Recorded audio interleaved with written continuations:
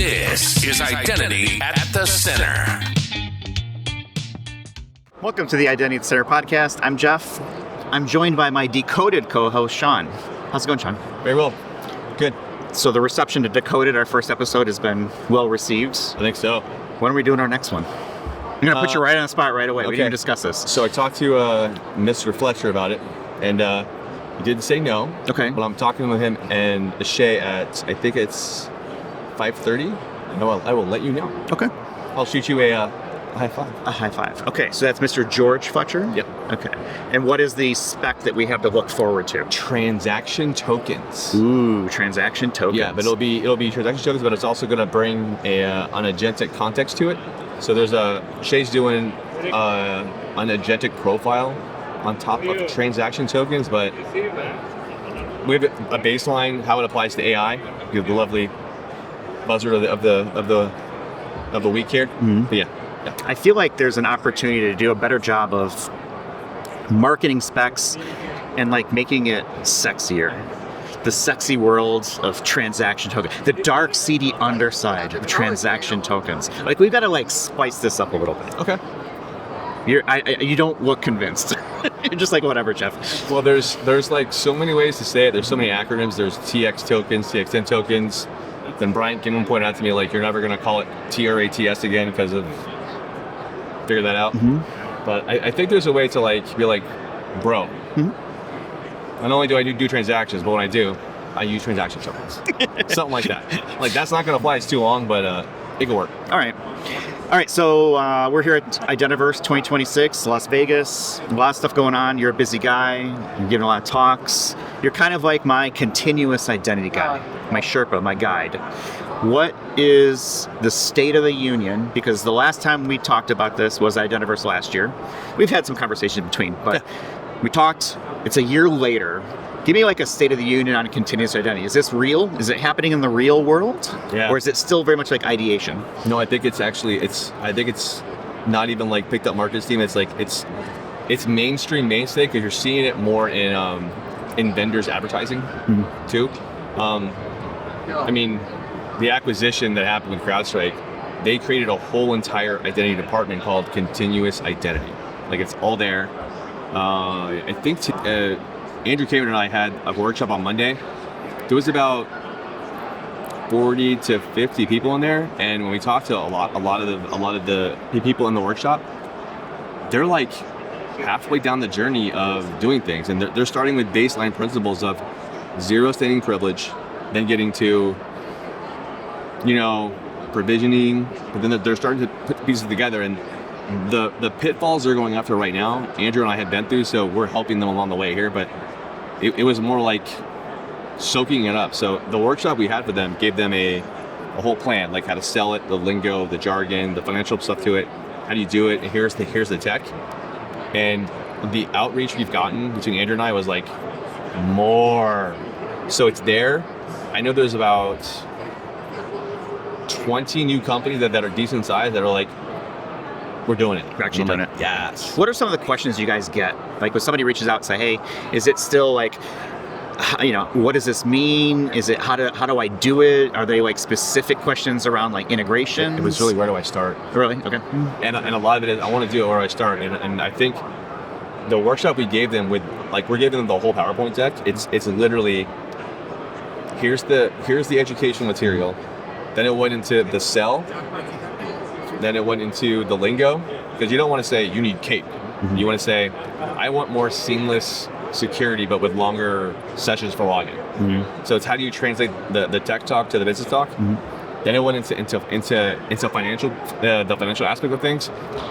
But they're asking, where do I start? And the baseline is, you have to have a business problem. So start small, start sizable, but back into it. So a lot of it is, where do I start? And is it still data? Last year we were like, data. It's all about the data. Sadly, it is. Mm-hmm. I think the data's getting a little bit better, but the way to counterbalance that is, pick a use case where your data is at least decent. Mm. So it's like one team, one dream. Teamwork makes the dream work, but it's more pick one small thing, deliver it, data, and then use data from it to show ROI and value, and then iterate. And it was pretty well received, honestly. Is shared signals framework still really kind of the major bus, and is it supporting it? Okay. You're seeing more and more mainstream vendors. Like it's over the press now, where they see it. And where Otto, Mike, and I are seeing shared signals grow into commerce, and commerce is huge right now. It's how do you have, like with the advent with AI with payments, there's experiences being designed for payment that are, human journeys and then also machine journeys. And they need a way to know, like, provenance. Is this agent on this network legitimate? And if it is, I want to know about it. And that's what shared signals are. So it's on, I think it's Thursday, we're giving a talk on that, and it's more about shared signals is the continuous trust framework. So it's trying to merge together identity, signaling, and then commerce. So Otto and I are pretty keen on getting that into the hands of the merchants. And I met two lovely ladies from MasterCard and National Australia Bank, and connected them, and they're talking. They're like, we should do this signal thing, because they were both saying the same thing. Like, we need to have signals that are about trust. And I'm like, just laughing and grinning. I'm like, oh, this is like music to my ears. So I think that they're talking in a little bit offline, but I'm excited about it. Okay, cool. I feel like AI, we can't go a conversation at this point with AI. It's been relatively AI free. Less like our booth here, RSM Identity Center, not one word of AI anywhere on any of our stuff. So we're like a spin, a no spin zone for AI. But if you look around everywhere else, you're right. It's AI everywhere. What is the buzz, the narrative? Like, what do you hear around the conference this year? Is AI a fad? Is it going away? I don't think so, but I think the major business concern right now is the cost. The cost and the cost to secure it is a lot. And I don't think there's vendors being tone deaf, but when you get into the tokenomics of it. Tokenomics, yeah. Yeah, right. They've heard that before, have you? Not original at all, right?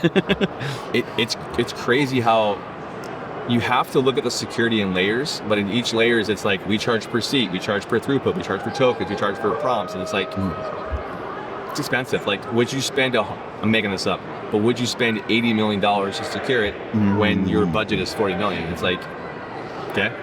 So that's one buzz. The other one is,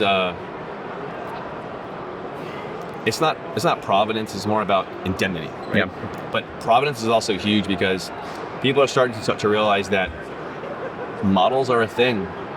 Everyone's like, agents. And I'm like, yeah, that's true, but there's model provenance matters. And I think there were some guys from Cisco, they gave a talk on it, and it was an amazing talk. Amazing talk. So it was a great session. But I think indemnity is huge, and how do you pay for it? And the main theme is, like, how do you secure it?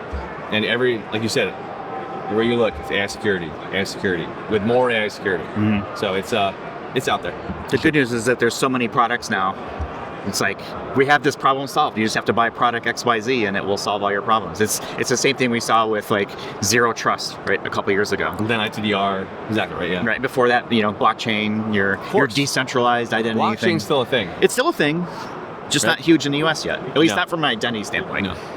But I do think that companies are starting to realize that you have to look at your existing vendors and look at it in planes versus buy vendor X for solution Y, because it's starting to get a lot more complicated when you have to talk data and syncing it, because you just can't do it.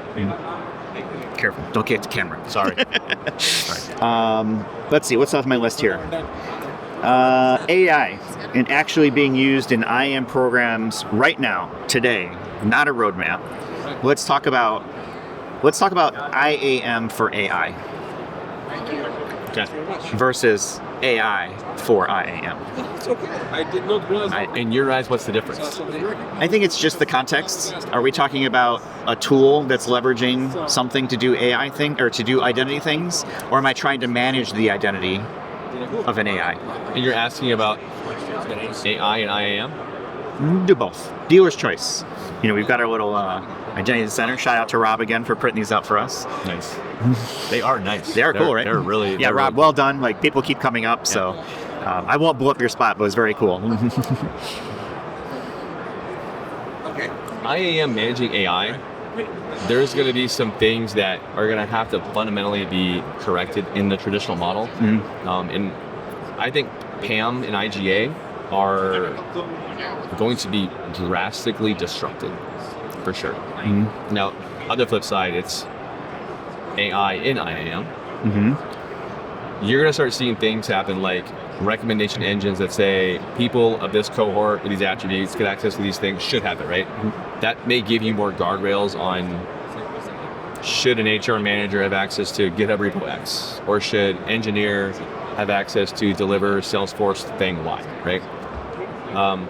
Do I think we're ready to have agents do things,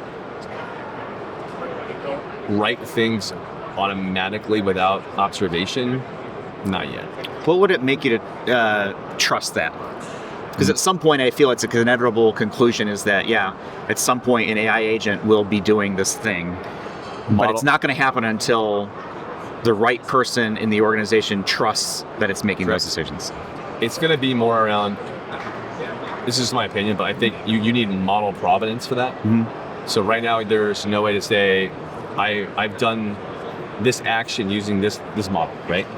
So people can argue this, and it is a great conversation to have, but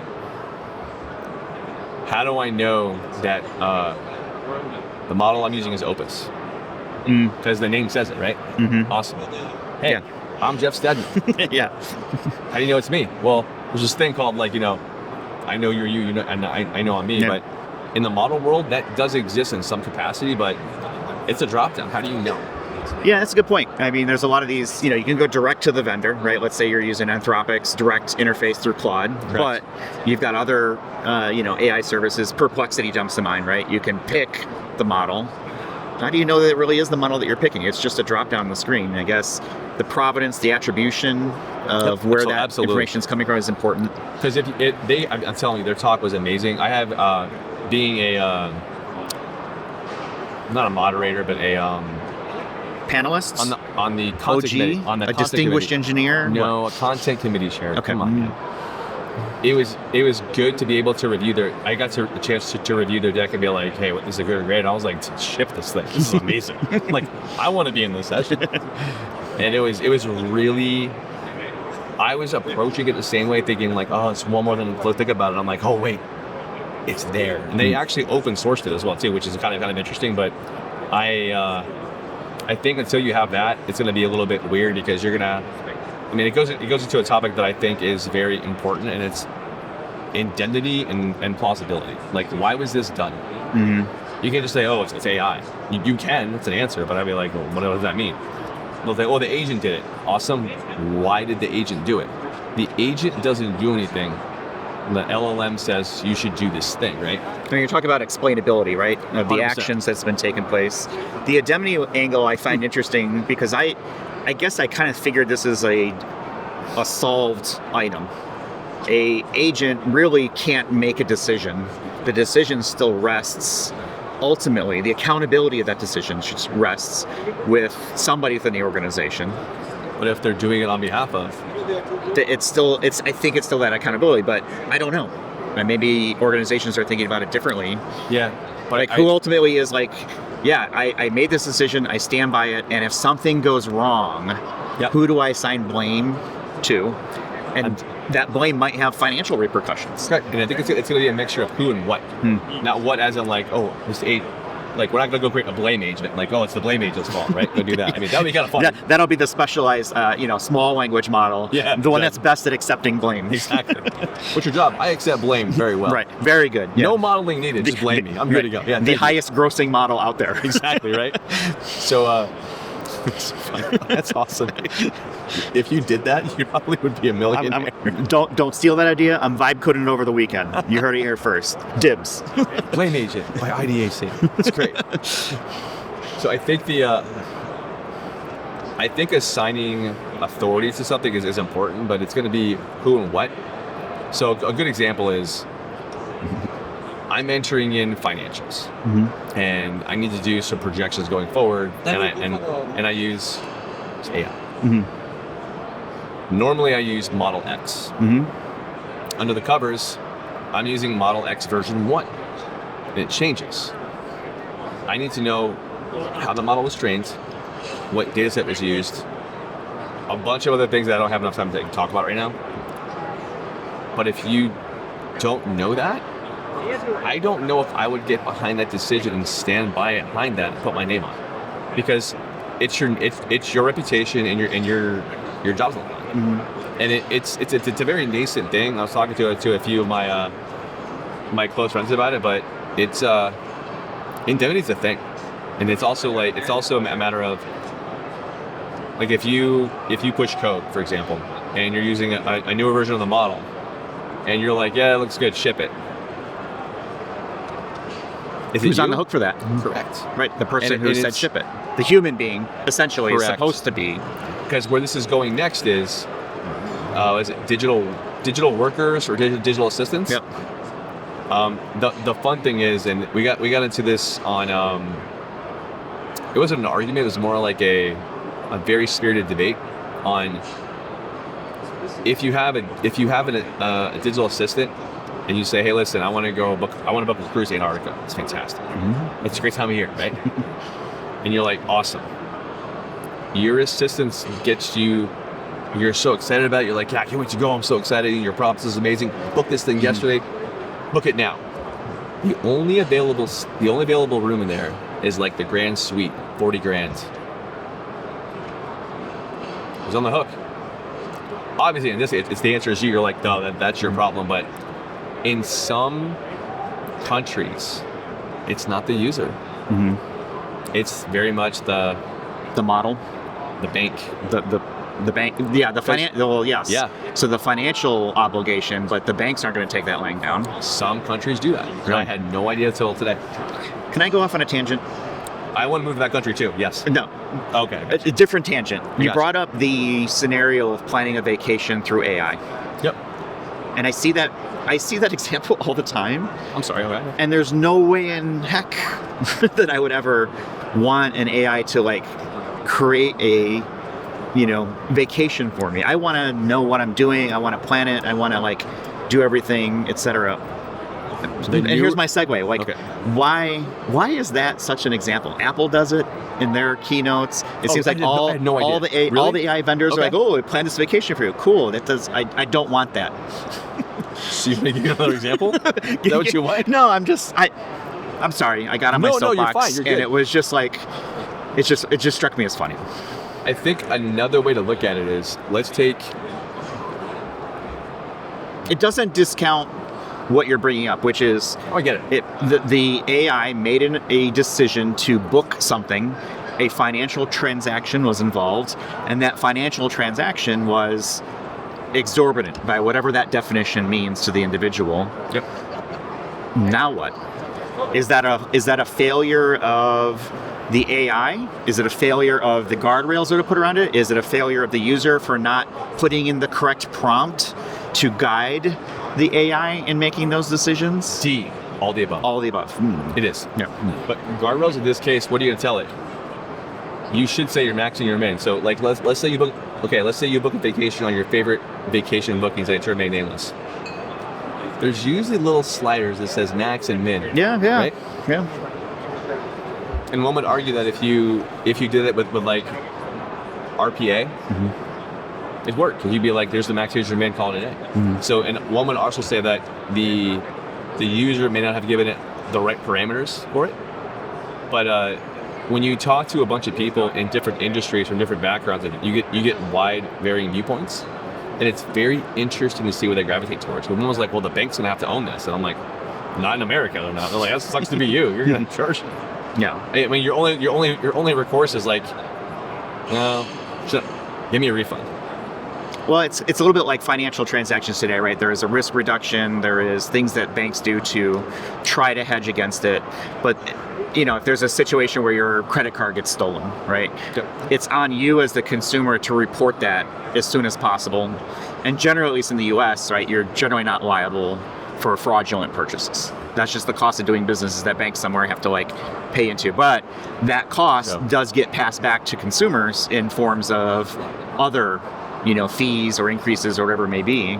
Another example is it's a very brash example, but it's companion agents. What do you mean by companion agent? I am talking to an agent to have a romantic encounter or girlfriend. I wasn't sure if that's where you were going with it. It was, yeah. Okay, all right. Trying to make it kid friendly, right? Okay. Right. So one would say that talk to that, if it gives you bad advice and you do something horrible with your life. Mm-hmm. Well, we're seeing some of that already with some of the LLMs with, mental health issues and people committing, things that I have a strong opinion on that, personal opinion that I will keep to myself, but it's getting into the realm of there's Eric, my good friend, started talking about, is it really consent? It's not consent. This is no longer the companion piece. This is more the merchant piece. Mm-hmm. There's a balance between consent, power of attorney, somewhere in the middle. So power of attorney being, you're essentially saying, my digital assistant, here's my credit card, do your thing. So how is that different than when you have a financial advisor who's I will on your behalf take $400 and go invest it, because you're essentially in a contract saying, I am giving you power of attorney over this funds for your discretion to go invest it. That is you have to legally sign that document. But with AI, it's it's cool, bro. Here are my creds. Knock yourself out. So are these identity problems? Are these that is society and sort of deciding how we want to do this? You are asking the right question. Yes. Because some people, I know. Brownie, here, you know what you get? Here you Ooh. go. Yes. Well done.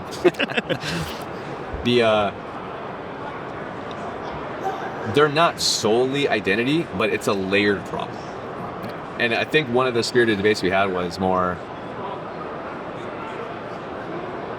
it's layers of defense. It's not an identity problem per se, but it's the vehicle to address it may be in an identity stack, but it may not be identities to solve.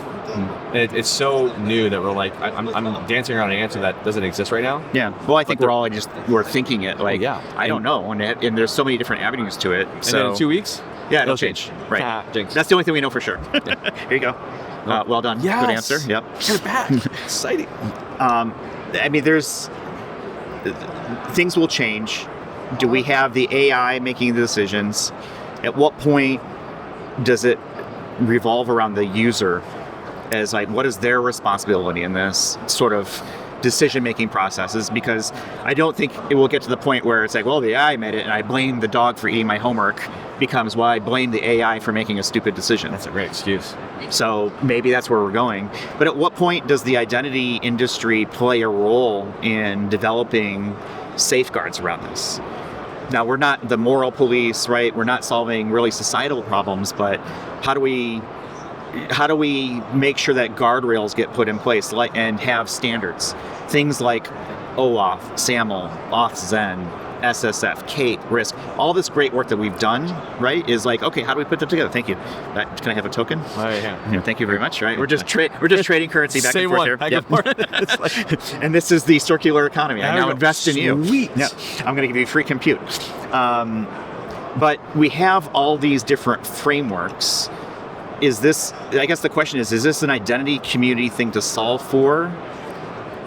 Or are we really kind of left to the mercy of what society decides to do? Society may come back and say, look, AI had its moment in the sun, and we're kind of going to pivot away from that in 5 years. Yeah, I don't think it'll happen. Okay, but I don't think that. There are people who will be all right, I don't trust it.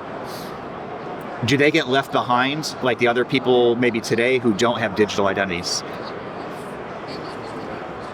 That is a moral, ethical, and a choice Absolutely. question. And that's why I brought it up, because Yeah. like, hey, it's just the two of us talking. Exactly, yeah. With, tens of billions of people all around the world listening. No.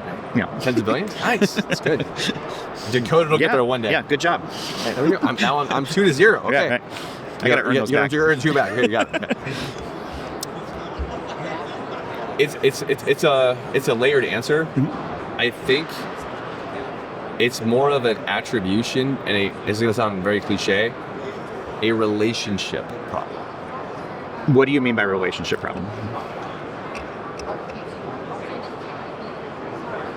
The relationship of collected signal. So what it means is you have an agent, right? That's trying We're to... talking about an AI agent. Correct, yeah. Mm-hmm. If you have you using an agent, right? It's like a graph, right? So you have an agent that is... The user is using an agent, and it did something wrong. Mm-hmm. The relationship is between an agent. That's the problem. It isn't you. Right. It isn't that. It's the agent. But when you layer on the other thing called, this is a very overloaded term called intent. Mm-hmm. The relationship and the intent matter, and that's kind of where we're at right now. So the relationship between you and using a merchant means you are going to go purchase something. The intent is your digital assistant is trying to purchase something on your behalf. But technically, your assistant should know how much money you have in the bank. Mm-hmm. So what's your relationship between you and that agent? So if it's just a transactional agent, it just knows like, hey, my job is to be like X to Y to money. Mm-hmm. But if it's your digital agent, like your spouse or your partner, they know generally like, whew, I know if I book this cruise and it's 40 grand, they're going to kill me, right? So maybe we can take some lessons from the way we handle like family purchases, like children, right? So if I have a child and they go into an app store, can I have a token? You're right. That's right. Yeah, there you go. All right. If I have like an app store family account, if my child goes in and spends $2,000 on Robux or whatever Roblox points are, right? I'm just thinking. Yeah. Sometimes companies will refund that or take it back or whatever it may be, but sometimes they don't. So is there a lesson that we can take from that sort of model of treating an agent like a child in that scenario? 1,000%. Okay. That was the logical conclusion that a bunch of us didn't come to, but we're like, yeah. Okay. But then it's what it is. Do you think we're approaching the point, and maybe this already exists, of I can purchase agentic insurance? Oh man. Just like a personal liability, an auto loan, a home, auto insurance, home insurance. If it doesn't exist, that's a heck of an idea. I'm going to vibe code it up over the weekend. Don't steal that idea. Like That's two. Like 2 for 2, man. Right. Great. Because I feel like that is a place to make money. And if we can manage the risk around it, some insurer absolutely will come up with something like that. It's no different than a company having cyber insurance. Yes. And I was thinking also like a money-back guarantee, right? So if I'm a provider of an agentic AI solution, one of the value adds of using my solution might be, hey, we provide an indemnity up to a certain amount because we stand behind our product and our decision-making. And they've worked with an insurer somewhere to say, yeah, it's vetted and we think that you're in a good spot. Now, obviously I'm just speculating. No, absolutely. So since we're talking like in hypotheticals. Absolutely. In that exact example, versus you having to go vibe code insurance, right? Should the indemnity fall on the model makers?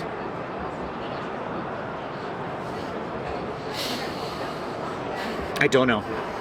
We do it for some industries and we don't for others. Yep. Yeah. That is a burning question that they need you to think now. Yeah, I'm thinking about it now. It's like, okay, well, how does this stretch into the world of IAM in an organization? If an organization, let's say I've got agentic identity running my identity program, some level somewhere, right? And I run an access review, and there's an agentic AI that makes some cursory decisions before escalating to a manager. I'm going to just pick something really simple. Yeah. Maybe it makes the right decision 99 times out of 100, but maybe there's that one time that for whatever reason it just didn't flag something for a review, and that account becomes the center of an explosion of bad activity. You know, is it the vendor? If I vibe coded up, or if let's say I created it correctly, right? Yeah. You know, is it the identity program that is assigned the blame? Is it the manager who is ultimately supposed to be responsible for all of their reports and what they have access to, or something else? You're talking What about is the answer, Sean? Tell me. 4. 4. Okay. Here you go.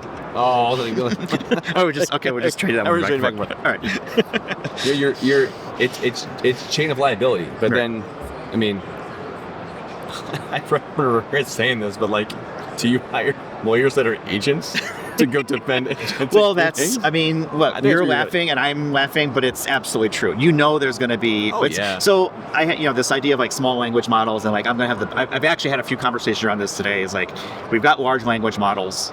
I think they're solving the main use problems, right, of an interface. And you're absolutely on the right track for what I'm thinking is like, yeah, you're going to have a specialist small language model that is very good at this very specific task. In identity, it might be, I have the best joiner, mover, leaver agent possible. And I might have another module that is the best access review. The other one might be access request. Or it might be, this one really finds all the CAPE events and does cool stuff with it, right? So the funny thing is, this was attempted at a place where I used to work, and it did decent, Yeah, but it's specialized. it is. And it took a lot of work to get there Oh yeah, and a lot of data. and the trick is going to be know your data, right? It's you have to use a very well maintained sample set, and then throw anomalies at it. So happens. But it's I think you're right. Okay. Thanks. 2. All right, I'm +1 from where I started. Let's wrap up for now. Okay. I do want to ask you a question that I asked Pam Dingle this morning as well. Oh man. And her episode will probably come out before this one. So I asked her, what has been her favorite hallway conversation so far here at Identiverse? Do you have a favorite so far? Other than this isn't really a hallway conversation, but it kind of is. This is my favorite. I mean, yeah, present. Thank you very much. Yeah.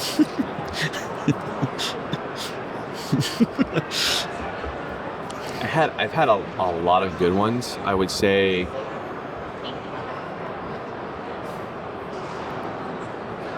one of the best ones I had was with Pam. Yeah. So I don't know if she used me as the example, but I hope not. If she did, it's fine too. We were talking about something I showed her, the agentic trust framework, and she's like, yes, yes. She's excited about it, and she's like, I want to poke holes in it and see if it's gonna work, and I want to talk about it more. And like, I love Pam to death. She's great. Can I do a close second? Yeah.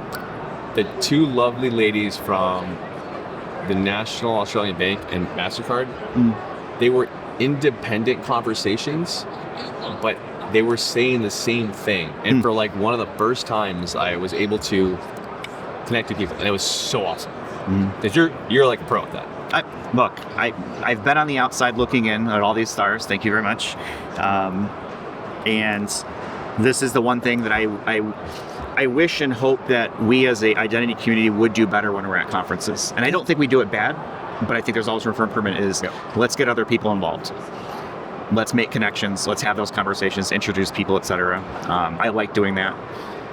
That's my way of trying to, hey, you should talk to my friend Sean, right? Our friend Tracy stopped by. I told her, I'm like, hey, I'm going to be recording with Sean at 3, and then it became 4, and then it became 4:30. It's fine. We figured it out. 3 Central. Yeah. But I was like, hey, you know what? He's somebody you really talk to around continuous identity. conversation with friend David in the hallway. So far, my favorite conversation has been me standing outside the market by the elevators for 3 hours trying to go to dinner and just having like this constant rotation of people coming in and out of our little group of chatters. Nice. And, David was there. I won't say his last name for privacy purposes, but I said, hey, you should talk to Andrew Cameron about this continuous identity and this identity fabric. He's like, oh, because he can explain it way better than I can. Great. Made that connection there. And You like Andrew over me? No. No, thank you for sharing the wealth. No. I like you very much. Okay, Thank you very much. Yeah, I do podcasts with you and not with him. Thank you. No, it's Andrew's great. He's solid. Yeah. Solid. And I think there's a lot of room for those kinds of conversations. And, that is the part, like Atul Tashwagwali is walking past us here. Yes. But that's what happens at a conference like this, is you have these little, ephemeral, spontaneous, serendipitous moments where you are able to say, hey, how's it going? I just want to introduce myself. Hey, and introduce, so-and-so, right? Yep. The person I brought here with us to learn identity, right? Say, hey, Lexi, meet Sean. And then you immediately, hopefully take her under your wing and like, hey, it's good. We'll introduce you to other people, right? Stuff like that. Yeah. But that's the kind of stuff that I think is so valuable for these types of conferences. It's crazy because Pam posted something on LinkedIn about that. Like, come say hi, meet new people, out of your comfort zone. And the identity community overall is so like open arms. Yep. And that was probably favorite moment was like, you two should talk. So I channeled my Ian Glazer. You feel like a matchmaker? Kind of. Yeah. Okay. Yeah. All right. Well, good job. We're even now. Yeah. 101. Okay. Let's go ahead and wrap it up for this one. So our next Decoded is probably still a little ways away. I've got a bunch of episodes to like cut up between. I still have EIC episodes. I've got a bunch of Identiverse ones. We'll have stuff in there, so we'll have time to like get something out there for Decoded. But it sounds like what was it? Transitive tokens, transaction tokens, transitive. I just created a new token type. Congratulations! Great. Vibe coding up that over the weekend as well. So that's 3 things I got to work on. Transitive tokens. Awesome. Transaction token. Transaction. Thank you. Gotcha. Good thing I don't do a podcast. With George Fletcher, maybe. We'll see. He's a good dude, so we can get him on. He's great. And I think we'll just go ahead and leave it there for this week. Sweet. Any words of wisdom for the crowd out there? Just AI's here. AI's here. It's everyone's favorite thing to listen to, and it's overloaded right now. So I will say one thing, and I think this is very important, and it was an overarching theme, is if you're not knee deep in it and know all the lingo, do not have FOMO. Do not what? Do not have FOMO. Okay. Don't do that. Like, you're not doing, you're like, oh my God, I'm missing out. No. We're still figuring it out. Yes. Nobody really has the answer yet. I think we've got some ideas. Yeah. Concepts of a plan, right? Those sorts of things. We have half a plan. Right. We're still figuring it out. I think we've got some ideas that maybe has some legs, but it'll take some time, and that's okay. I don't think we need to necessarily rush into it. At some point, when we be forced to, in certain scenarios, there might be like, yeah, we've got to get this done now. But yeah, we're all still figuring it out. Oh yeah. If anyone was like, I figured it all figured out, you're like, let's talk. And even if they did, in 5 minutes, they would no longer be like, oh, there's something new. I've got to like reposition everything. Correct. Okay. Sean, always a pleasure. I will have your LinkedIn connection information in our show notes. Check out our Decoded episode that we did already. People seem to like that. What did we talk about in that Decoded episode? What was that first one we talked about? I feel like it was so long ago. It was the agentic trust framework crossed over with the AIM standard, which is it was really agentic authentication and authorization. It hit on things like spiffy transaction tokens, obviously, but it covered not transitive tokens. Not transitive tokens. That's a different standard. That's mine. I'm going to trademark that. Yeah. Because he will be vibe coding a lot this weekend. Yeah. Yes. Token spending, right? Right. You got to spend tokens to make tokens. Correct. Yeah. There you go. Good job. Thanks. All right. Let's wrap it up for this week. Thanks everybody for watching and or listening, and we'll talk with you all in the next one. You've been listening to Identity at the Center.